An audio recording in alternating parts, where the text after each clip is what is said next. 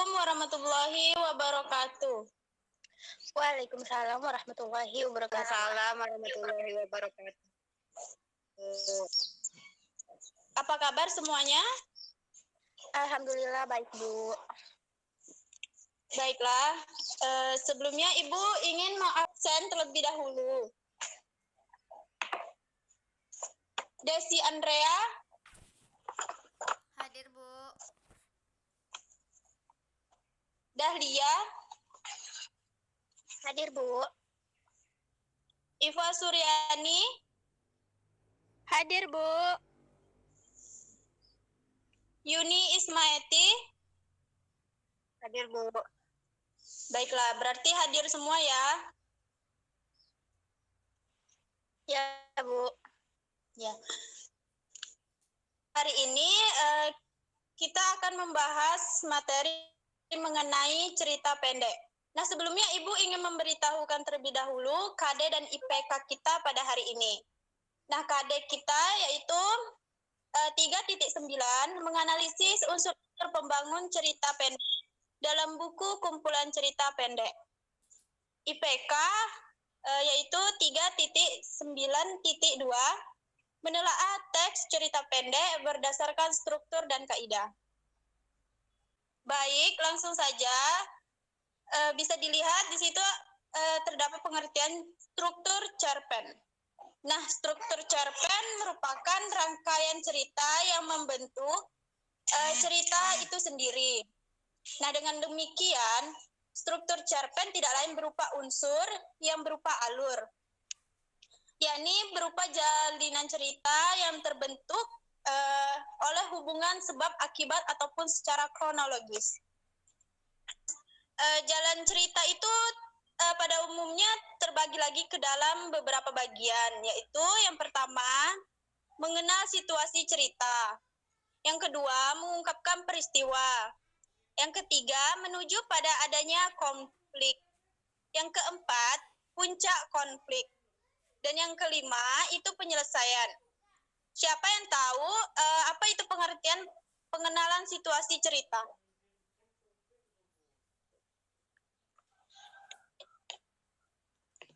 Tidak tahu, Bu. Baiklah, Ibu akan menjelaskan. Apa itu pengenalan situasi cerita? Jadi, pengenalan situasi cerita itu merupakan bagian dalam pengarang yang memperkenalkan para tokoh, menata adegan dan hubungan antar tokoh. Nah, yang kedua itu pengungkapan peristiwa. Dalam bagian ini, itu disajikan peristiwa awal yang menimbulkan berbagai masalah, pertentangan, ataupun kesukaran-kesukaran bagi para tokohnya. Kemudian yang ketiga, menuju pada adanya konflik. Dan pada menuju adanya konflik ini, itu terjadi peningkatan perhatian, kegembiraan, kehebohan, ataupun keterlibatan berbagai situasi yang menyebabkan bertambahnya kesukaran tokoh. Kemudian yang keempat, puncak konflik. Pada puncak konflik ini yaitu di mana ditentukannya perubahan nasib beberapa tokoh. Misalnya apakah dia kemudian berhasil menyelesaikan masalahnya atau gagal. Biasanya puncak konflik ini adalah bagian sebagai bagian klimaks karena disitulah semuanya ditentukan dan masalah itu mulai timbul. Nah, yang kelima itu penyelesaian. Jadi penyelesaian ini sebagai akhir dari sebuah cerita. Pada bagian ini itu berisi penjelasan tentang sikap ataupun nasib-nasib yang dialami tokohnya setelah mengalami peristiwa puncak. Namun ada juga yang cerpen penyelesaian akhirnya itu biasanya diserahkan kepada imaji pembaca. Jadi akhir ceritanya itu dibiarkan menggantung gitu saja tanpa ada penyelesaian. Nah, selanjutnya Iva.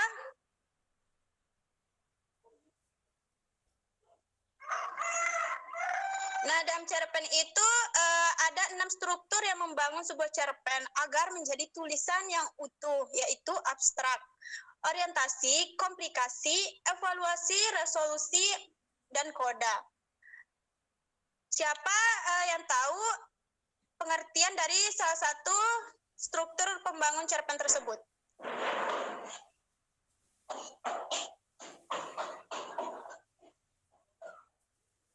Baiklah, jika tidak ada yang tahu, Ibu akan menjelaskannya. Baiklah, jadi abstrak itu merupakan yang memberikan gambaran awal atau intisari cerita yang ingin disampaikan oleh penulis. Kemudian yang orientasi yaitu merupakan memperkenalkan tokoh dan latar dalam cerita. Latar yang dimaksud dapat berupa waktu, suasana atau kondisi, dan juga tempat. Nah, yang ketiga itu komplikasi.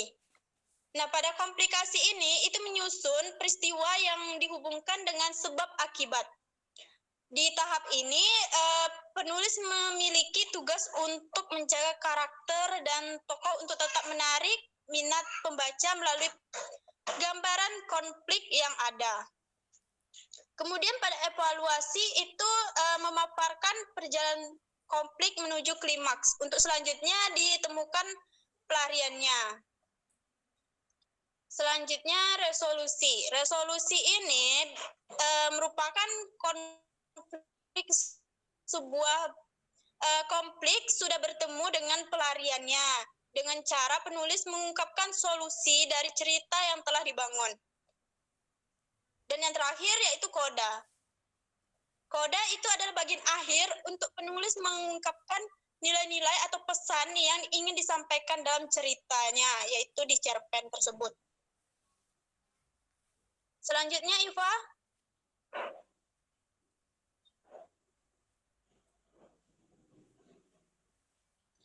Nah, jadi cerpen itu tergolong ke dalam jenis teks naratif.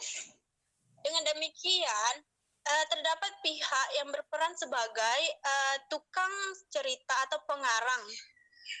Terdapat beberapa kemungkinan posisi pengarang di dalam menyampaikan ceritanya, yaitu yang pertama biasanya berperan langsung sebagai orang pertama, sebagai tokoh yang terlibat dalam cerita yang bersangkutan. Nah, dalam hal ini pengarang menggunakan kata orang pertama dalam menyampaikan ceritanya, misalnya seperti aku, saya, dan kami. Nah, kemudian pengarang dalam cerita itu juga dapat berperan sebagai orang ketiga, yaitu berperan sebagai pengamat. Ia tidak terlibat langsung di dalam cerita tersebut. Selanjutnya, Iva. Nah, kita lanjutkan ciri atau kaidah kebahasaan cerpen yaitu sebagai berikut. Nah, yang pertama, banyak menggunakan kalimat bermakna lampau yang ditandai oleh fungsi-fungsi keterangan yang bermakna kemampuan. Kelampauan. Seperti ketika itu, beberapa tahun yang lalu telah terjadi.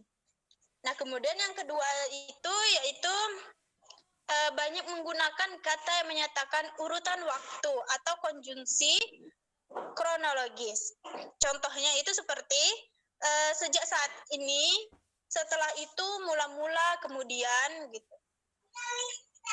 Jadi yang ketiga yaitu banyak menggunakan kata kerja yang menggambarkan suatu peristiwa yang terjadi seperti menyuruh, membersihkan, menawari, melompat, dan menghindar. Selanjutnya,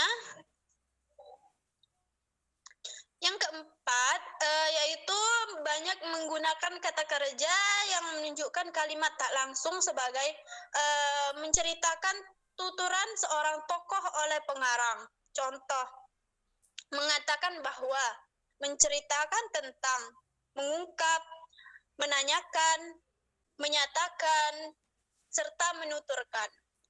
Nah, yang selanjutnya yaitu yang kelima, banyak menggunakan kata kerja yang menyatakan sesuatu yang dipikirkan atau dirasakan oleh tokoh tersebut.